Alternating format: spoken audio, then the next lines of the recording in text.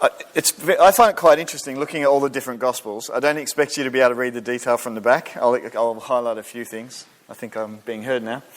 And this has been a really interesting time for me, working through comparing all the different Gospels and what the focuses are. So, for example, I think we've talked before already, but Matthew, Mark, Luke and John, Matthew focuses on Jesus the preacher and on the words he says, on the sermons.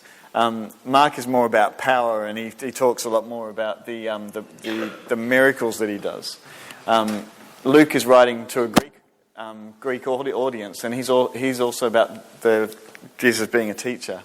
I'll put all these PowerPoints online next to the sermon, it's nice that you're taking photos, but I'll put them on as well. Okay, and then John's a person who writes to all men. Now, if you look at the bottom, the first three books are called synoptics, or a synopsis is a word we use, or a summary. It's a summary of what Jesus did when he was here on the earth. And so they're called the Synoptic Gospels. And Mark wrote his first. And what you'll notice is that this 7%, only 7% of Mark's material is unique to Mark. What that means is he was first and everyone else took his stuff and used it. So there's almost nothing in Mark that's unique. One of the things we just read, the Sons of Thunder is a nickname for those two guys, James and John. Mark's the only one who gives us the nickname, for example, out of the four. So there's only a few bits that are unique to Mark. But in John, we can read it as a supplement to the other Gospels. It's important if you're reading John to also read one of the other action-based synopsis as well. But then John actually, his goal is to capture the meaning of what happened and who Jesus really was. And he explains a lot of his teaching. So if you want to understand what Jesus' purpose for coming was, John's the one to read. If you want to catch a summary of what he did, then go for the others. If you're short on time, go for Mark. Okay, but I think we've been through that. I'm not going to go through too much, but I find it quite interesting just looking through a few of these parts. They were four different writers. Okay, I find this fantastic. If you like numbers, then this is amazing. It's a labour of love by a team of people who wanted to express the Bible in statistics. Okay, and if you read it, you will learn about theology and the Bible and stuff. It's fascinating. So, for example, here's one. Can you read the percentage signs? No, you can't. This is how much Jesus spoke in the Gospels, and then it shows how much different characters spoke. So you can see who got the most airtime in the Gospels. And so for Peter, who we're going to look at, he got 160 of the people who speak in the Gospels. And then we've got Paul. So then it goes down to John the Baptist. Okay, and Satan actually gets a fairly high rating because he said quite a bit too, which is interesting. And then just a couple more. This is who Jesus referred to himself as. So I'll read a couple of them. It's a word cloud. You younger guys will know what that is. But he mostly referred, the bigger the word is, the more he uses that word. So he mostly talks of himself as the Son of God and the Son of Man, sent by the Father. Okay, and then if you look at how others referred to him, you'll see, if I can turn that page, which I can't. Okay, you'll see how people referred to him. And so, thing of Lord, Son of God, Teacher, Miracle Worker, Jesus of Nazareth, Son of David, Messiah. You'll see it's a lot more diverse the way that people called him. But you can see the way people were referring to him. And then the last one I'll show you today is, I kind of like this one because it sets the scene for today, is where did Jesus speak most? I like this one. So there's this, I'm going to leave this book at the back table and you can come and have a look at it later. But basically, this is the places where he was when he spoke. So, for example, for 22%, the highest one, he spoke in people's houses. For 22% also, he spoke in the synagogues. For 19%, he spoke in cities and towns. And then for 17, he spoke at the beach or the lake, which is I like. So, it's called the Infographic Bible. And so have a look at it. I'll leave it at the back. I'm not selling it, but I've found it really intriguing. Just looking at what did Jesus speak about most, and who did he speak to about which subjects the most. And there's a lot of stats there. Okay, I had the privilege of a year and a week ago being in Israel, and actually this is a statue of Peter. I know the pictures are rubbish. You can look on my computer later if you want to see it in good quality. But this is him just out front of his place. Okay, it's probably where Peter's house was, and so that's him in front of it. This just next to where his house is, there's a synagogue. So I like to be able to remember these are real true stories with real people in them. And so some of these pillars Jesus would have brushed against as he was teaching in the synagogue. Okay, I just find that amazing. So it hasn't changed a bit since, oh no, it has. so that's me scooping water from the Lake of Galilee. I just had to touch it. I didn't drink any. But this is out front of Peter's place. And so as we go through the story today, I want you to kind of have some of these real pictures in your mind. Yeah, you can't see that at all. This is from the mount where Jesus probably spoke of the Beatitudes. And so some of his teaching, when it says he spoke up on the hills, it's here, and down at the lake. So try and have a few of those pictures in your mind as we go through, and the coffee's good over there as well. Okay. Okay. Let me just catch up with myself. So the crowds followed Jesus. Jesus withdrew with his disciples to the lake, and a large crowd from Galilee followed. When they heard all he was doing, many people came to him from Judea, Jerusalem. Does anyone know how to say the next place name? Idumea. We'll go with that. Okay, and the regions across the Jordan and around Tyre and Sidon. So the word of Jesus has got out. Now, you might remember in Mark chapter 1, right at the end, Jesus heals a guy with leprosy. And he says, can you go to this temple and actually do what Moses commanded to show that you're clean, but don't tell anyone. Now, he then went and ranted about it everywhere, which to me is understandable. And because word was getting out so much, the crowds were building. And it got to the point where Jesus couldn't even go into a town because the crowds were so crazy and hectic. And so this is where people travelled from in that list. So you'll see down the bottom, Idumea is... it's about 150 miles from where they were. So it's a 50-hour walk. So if I'm walking, that's a lot of days. It's probably a 7-day walk to be able to go and see Jesus. And this is what the places where people came from. Okay, so it gives you a little glimpse of where they were. Oh yeah, so there you go. 53-hour walk if you want to do it, as Google says. Okay, and so the crowds are building and it's getting really busy. And so Jesus, because of the crowd, he told his disciples to have a small boat ready for him to keep the people from crowding him. So he's getting ready for the crowds. He knows they're building and he needs to be safe. Now, if he's healing hundreds of people, I don't know how many people he healed, but I would say in the hundreds. If he's healing so many people, there's going to be a crowd that's going to sort of push and try and get to the front, and there's going to be a lot of pressure at the front. So he says, just get me a boat ready, and that'll be a risk assessment thing, a way of managing it. For he had healed so many that those with diseases were pushing forward to touch him. And whenever the impure spirits saw him, they fell down before him and cried out, "You are the Son of God." But he gave them strict orders not to tell others about him. I find this bit interesting, especially in Mark. It's recorded 3 times. Don't tell anyone about this. So the 3 times. The first one was, one of them, not the first. One of them was when the disciples, when Jesus said, "Who do they say I am?" and they say, "You are the Messiah." He then says, "Don't tell anyone about this." Okay? And I kind of suspect that we can only speculate on this one. Why did Jesus say, "Don't tell anyone about this"? My best guess after reading a bunch of stuff is that I think what the people of Israel were looking for in a Messiah isn't actually what Jesus was coming to do. He wasn't coming to free them from oppression in the Romans, which is what most of the people were looking for a Messiah to do. I wonder if that was a bit of it. Because, and the other thing is, when he heals people and says, "Don't tell anyone about this," I kind of wonder, this is speculation from me, I feel like as humans, we're very short-sighted. We're very much in the here and now. And if I hear that the Messiah has come and is healing everyone, then I will primarily be concerned about healing and being healed, or bringing anyone I want to be healed to come to him. And I'll be focused on the here and now healing. Whereas Jesus, that's not primarily why he came. He came to speak of God, the kingdom of God. In my infographic, it'll tell you exactly what he spoke about. He came to speak of God the Father and about the redemption of us. He didn't necessarily come to heal the sick. That was one of the things that was prophesied all along, and he did, but not his primary goal. And I think if everyone kept talking about so-and-so was healed and this was healed and this was healed, because that's what us humans would talk about, we wouldn't talk as much about what he said, but what we saw, because it was amazing.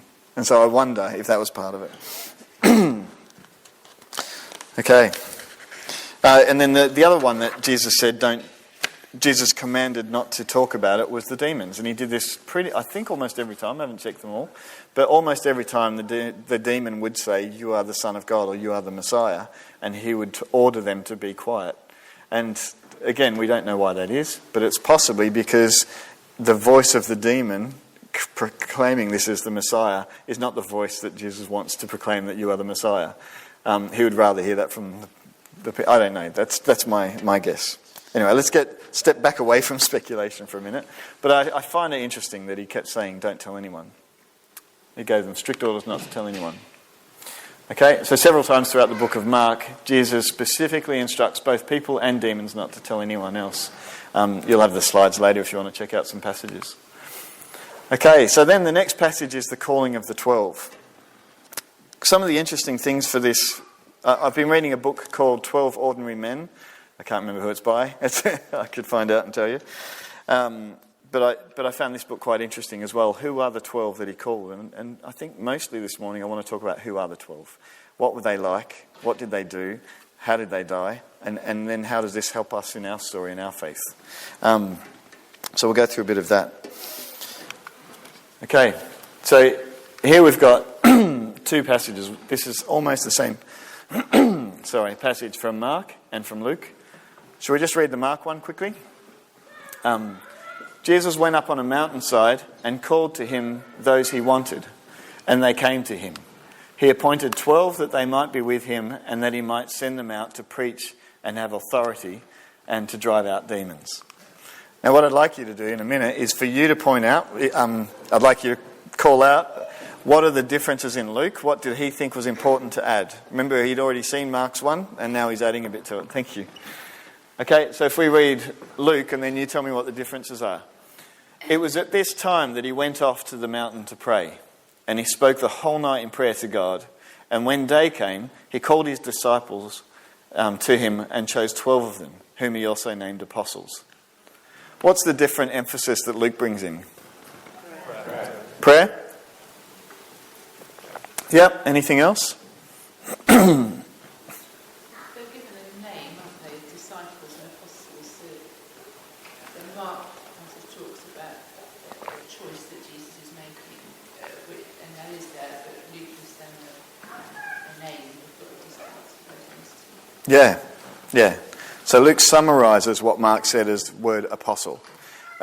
Mark says he sent them out to preach and to have authority and to drive out demons, which is what an apostle is. So he's summarised what those words are and just given it a word as well. But I love that Luke goes back and he says that he went up and prayed all night. I'm looking for another passage that I'm about to read. But yeah, I'll come back to that in a minute because I want to talk about it. Oh, no, this is what I wanted, sorry. Okay, so he goes up and he prays all night and he's coming back down and there's a massive crowd there. And then this is in Matthew's account, just before all this is what Jesus says. It's kind of the couple of passages before in Matthew's version of what at the same time. Jesus went through all the towns and villages, teaching in their synagogues, proclaiming the good news of the kingdom and healing every disease and illness. And when he saw the crowds, he had compassion on them because they were harassed and helpless, like sheep without a shepherd. And then he said to his disciples, "The harvest is plentiful, but the workers are few. Ask the Lord of the harvest, therefore, to send out workers into his harvest field." Now, this is before the 12 disciples are called. And I think one thing that I've found interesting to learn over the last couple of weeks is it's important to know that Jesus had lots of disciples. He had lots and lots of followers who were learning from him and travelling with him. There were loads of people who we would describe as people who were Jesus' followers, who were disciples. When he calls the 12, that's when he actually calls them to be apostles, to go out with authority and power. And so this list that you have with the 12 is when he actually calls them to go and do his work, basically, to progress from being a follower, and for most of them, an unnamed follower, to becoming one of the disciples of Christ, one of the apostles of Christ. And so I feel like we see a bit of Jesus' motivation here. Ask the Lord of the harvest, therefore, to send out workers into the harvest. And then he calls the 12, which is his outworking of that prayer. He sends out the 12 to do these great things. Okay, but what I'd like to say is this isn't the first time we've met the disciples. When he calls the disciples, that's not the first time that they didn't arrive and then he just says, you, come with me. There's a lot of history before that. And this is where John gets into the story more. The book of John, he goes into the backstory of the disciples because he was there right from the start. I'm not sure if you're aware, but Andrew, Peter's brother, was actually a disciple of John the Baptist first. It says in one of the books, and I can't remember which one, I'll have to look it up again, but it says that Andrew and one other were with John the Baptist, and John the Baptist said, "That's the Messiah. Go and follow him." And so they go over to him, and they actually start. They say, "Jesus, where are you staying?" And he says, "Come and see." And they go with him for the day, and they hang out with Jesus for the day before any of this other action is happening. So Andrew is the first that we know of the disciples to meet Jesus, and he spends an afternoon with him earlier on. Now Andrew then runs home and he calls out to Peter, and he says to Peter, "I've found the Messiah." Okay, and at the time his name's Simon. And so you see this Simon and Peter. They're starting. So when Jesus says, "Come and follow me, I will make you fishers of men," that's way along in the story for Peter. That's not the first day he meets Jesus. Okay, and this is some of the stuff that I've been exploring over the last 2 weeks. Just this narrative of Jesus calling his disciples. So these are the 4 things. One thing that's a bit sad is poor old Andrew gets missed off a few lists. We always talk about the inner circle of the 3. Andrew was there first, but he sort of drops off in significance through the Gospels. He doesn't drop off in significance in the Gospel story, though. So in Matthew, he talks about Simon, Peter, and Andrew, James, and John. And then we've got Simon and Andrew, James, and John. And Simon and James, and John. So you've got these 3 synoptics. But I think... Okay, but I'm going to skip on from that bit. But there's backstory to the calling of the 12. It's not the first time that they've met Jesus. Okay, so here's a little bit of... I'd like to do more study on this, but here's a bit of a study on what's the difference between a disciple and an apostle. A disciple is a follower, a student or a mentor, teacher, or any other wise person, and someone who accepts and helps spreading the teaching of another. So the disciple is someone who is being discipled and mentored. I think I've covered this. An apostle is a messenger and ambassador, someone who will go on behalf of, someone who will actually, in Jesus' case, use the power and authority that Jesus gave him through the Spirit. Okay, so from Mark chapter 3, this is the passage from today. Danny's read it already. These are the 12 he appointed. Simon, to whom he gave the name Peter. James, son of Zebedee, and his brother John. To them he gave the name... it starts with B, which means sons of thunder. Andrew, Philip, Bartholomew, Matthew, Thomas, James, son of Alphaeus, Thaddeus, and Simon the Zealot, and Judas Iscariot, who betrayed him. So let's meet some of these 12. I thought this is from the book I've been reading. It's worth reading it. Few, if any, were of noble background. This is the disciples we're talking about. Few, if any, were of noble background, and none of them had religious clout. At least 4 of the disciples were fishermen. Simon was a zealot, part of a political group that sought to overthrow the Roman government, and Matthew worked for the Roman government as a tax collector, would have been viewed essentially as a traitor to the Israelites, and then Judas Iscariot eventually betrays Jesus. Can you see from this part just the diversity in the group? So fishermen, tax collector, zealot. We don't know the occupations of probably 7 of them, but most of them, some of them we've got a bit of a bead on. But these guys, I just can't imagine the conversations that Matthew and Simon would have had together, as they were both just polar opposites. The zealots that Simon was part of, they would often be an underground group, and they were known for actually executing Roman soldiers in dark alleys, like secret sort of underground resistance sort of fighting. So Simon's background was probably not a peaceful one, I don't think, and it was about trying to undermine the Roman rule. Whereas Matthew is collecting money to fund the Roman rule and keeping a bit on the side while he's at it. It's just, how did Jesus keep these guys together? Okay, but what I'd like just to leave it for a couple of minutes for you guys to talk just in groups of 5 or whatever, 5 or 6. Can I ask you, I want you to try and explain some of the things that the disciples would have witnessed firsthand. So over the next probably year and a half, maybe 2 years, what did they experience of Jesus as disciples? And I'd like you to not just think of them as theoretical stories, but as witness accounts of people who were there with him. So, for example, Andrew was there when Jairus' daughter was raised from the dead. Like, we just rattled those words off as though it's just when Jairus' daughter was raised from the dead. What I'd like you to think is Andrew actually saw Jairus' daughter being raised from the dead. Can you hear the difference in my tone? I'd like you to think of what did these guys actually experience. If they were sitting here and we said, what did you experience? What happened? These are some of the things they would have seen and experienced. Could you just share with each other from your own knowledge? Feel free to flick through a Bible. Matthew's great for that if you want to look at the headings. I'm going to give you 5 minutes. What are some of the things that these disciples actually experienced? And then we'll share a couple of them at the front. Okay? With these stories is that you will see the disciples' eyes light up as you hear the story. I don't want you to just think Peter walked on water. I want you to be like, Peter walked on water. Like, I would like to talk to Peter about that moment and what that felt like, you know. And he would be able to tell me because he was a first-hand witness. He actually got his feet wet doing it. I'd be like, wow. What were some of the other stories that you think would be the highlights if we asked the disciples today? Turning water into wine? Yep. Top quality wine. Yeah. Yep. In the middle of Lake Galilee in a storm and then suddenly it's gone. Yeah. Stop the storm being quietened. These disciples would be talking about this stuff. A few of them saw Lazarus come out of a tomb 3 days after he was died, all wrapped up. You know, these guys actually saw it and experienced it. There are loads more. There are so many more. Okay. And I'll just read you another piece out of the book that I've been reading. Despite the diversity of backgrounds and education levels among these men, they had an important calling as the original 12 disciples of Jesus. Theirs was an honourable work. They became eyewitnesses of Jesus' work on earth as well as his resurrection. It was these men, excluding Judas Iscariot, who laid the foundation of the church.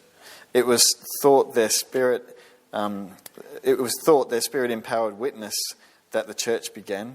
It was through their spirit-empowered witness that the church began. And their work helped provide the New Testament writings that we have today. Revelation says also that there'll be 12 foundation stones of the wall of the New Jerusalem with their names engraved on them. So these guys had a pretty significant role. Let's meet a few of them. Okay, I'm just going to jump through this quickly. Very happy to talk to you about disciples over a coffee afterwards. I've done a fair bit of reading and listening this week, but others will know more as well. James was the first disciple to be martyred. This is going to be quite a bleak history of what happened to the disciples as well, by the way. I'll tell you why when we finish. But James was the first disciple to be martyred. He was beheaded by Herod in 44, so 11 years or so later after Jesus. And he's the only disciple that we read of in the scriptures where we know how his life ended. For all of the other disciples, we actually have to look to tradition to find out what happened to them and to historical writings. It gets tricky when you look at historical writings because quite often the first source that we have of that historical writing, which might have been written a couple of hundred years earlier, but the first source is often about 300 years after Jesus. And so looking at historical texts, it is a bit difficult because you don't know how accurate that copy at 300 years was from 150 years before or whatever. So even though it might have been written way earlier than that, our first source of it is later. And so it's tricky for us to know exactly what happened, but tradition seems to be reasonably accurate, so we can find out where someone was probably buried because that has been a story that's been told from the generation since then. So some of this we are fairly confident on. I've tried to keep it reasonably accurate to what scholars believe today.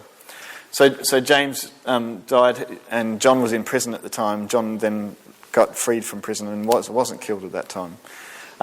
Peter, he founded the church in Rome, probably with Paul, but he was crucified head down He didn't want to be crucified the right way up because that was the way Jesus was done, and he didn't feel worthy, so he inverted. It was probable that he also just had to watch his wife being martyred as well in the same way. So his death was really strong, really nasty, during the reign of Nero. Nero was really opposed to the Christian faith in Rome. Okay, so they're establishing a church in a place where the empire doesn't want it, and they're trying to eradicate it. Andrew preached in, I don't know how to say half these names, Scythia, in Greece, in Asia Minor, in Thrace, and he was probably crucified in Patraa, in Achaia. And this is a tradition, there's a traditional writing that says this is what he said as he was about to be crucified. I'll read it a bit slower because it takes a bit for me to understand it. O cross, most welcome and longed for, with a willing mind, joyfully and desirously I come to you, being a scholar of him who did hang on you. Because I have always seen your lover and learn to embrace you. Let me go again. So here he's saying he's welcoming the cross because that's how the guy he follows died. And he loves the cross because of what it meant, because of what it changed in history.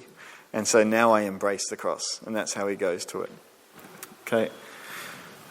Philip, tradition says he was stoned or crucified, and we're not quite sure, but probably near Turkey. I've got a map in a minute I'll show you of the places where the disciples probably died.